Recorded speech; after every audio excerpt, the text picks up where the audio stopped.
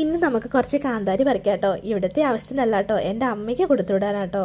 അമ്മയ്ക്ക് കാന്താരി ഭയങ്കര ഇഷ്ടമാണ്. പക്ഷേ അമ്മയ്ക്ക് കാലമൊക്കെ വയ്യാണ്ടിരിക്കുകയാണ്. അപ്പം അതൊന്നും നട്ടുണ്ടാക്കാൻ അമ്മയ്ക്ക് പറ്റില്ല. അമ്മയ്ക്ക് പറ്റുമായിരുന്നപ്പോൾ അമ്മ ഇതൊക്കെ നട്ടുണ്ടാക്കുമായിരുന്നു കേട്ടോ. എന്താണെങ്കിലും ഞങ്ങൾ കഞ്ഞിക്കുഴിക്ക് പോകുന്നുണ്ട്. പോണ വഴിക്ക് ബസ്സിലേക്ക് കൊടുത്തുവിടാമെന്ന് ഞാൻ പറഞ്ഞിട്ടുണ്ടായിരുന്നു. അപ്പോൾ കുറച്ച് കാന്താരി പറിച്ചെടുക്കാൻ വേണ്ടി ഇറങ്ങിയതാട്ടോ.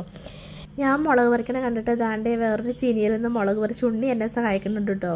ഞാൻ എന്ത് ചെയ്തിട്ടുണ്ടെങ്കിൽ അവൻ എന്തെങ്കിലുമൊക്കെ വന്ന് എന്നെ സഹായിക്കും കേട്ടോ. അത് നേരത്തെ മുതലേ അങ്ങനെയാണ് കേട്ടോ. അവന് അത് എന്താ പറയുക, ഒരു ഹെൽപ്പിംഗ് മെൻറ്റാലിറ്റി അവനുണ്ട്. ഇനി ഈ കാരണം ചേമ്പും വാഴയൊക്കെ ഞാൻ ഓണത്തിന് വീട്ടിൽ പോയപ്പോൾ കൊണ്ടുവന്ന കേട്ടോ, കൊണ്ടുവന്ന് നട്ടയാണ്. അത് ഇത്രയും ആയിട്ടുണ്ട് കേട്ടോ.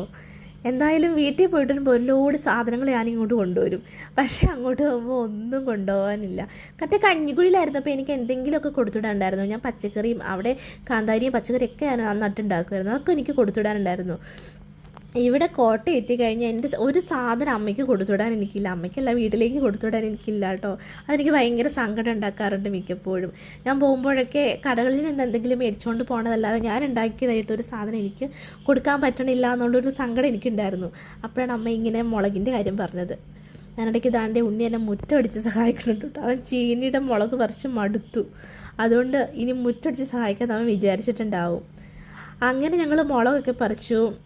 വീട്ടിലേക്ക് പോകുമ്പോൾ കൊടുത്തു വിടാമെന്ന് വിചാരിച്ചു. മുളകൊക്കെ പറിച്ചു. ഞങ്ങൾക്ക് ഇതാണ്ട് ഇത്രയും മുളക് കിട്ടി കേട്ടോ. കുറച്ചേ ഉള്ളൂ, എന്നാലും ഉള്ളത് ആട്ടയെന്നും പറഞ്ഞാണ് ഞാൻ എടുത്തത് കേട്ടോ. ഇത് ഈ കാണുന്ന വലിപ്പം കുറവാണെങ്കിലും ഇതിന് ഭയങ്കര എരിവുണ്ട്. ഒരു 2 എണ്ണമൊക്കെ അരച്ചാൽ മതിയാവും.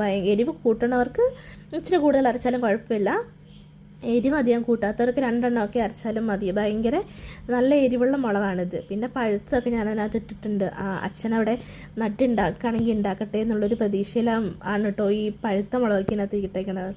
എന്തായാലും ഞങ്ങൾ ഇത്രയും മുളക് പറിച്ചു. ഇനി ഇത് അമ്മയ്ക്ക് കൊടുത്തു വിടണം.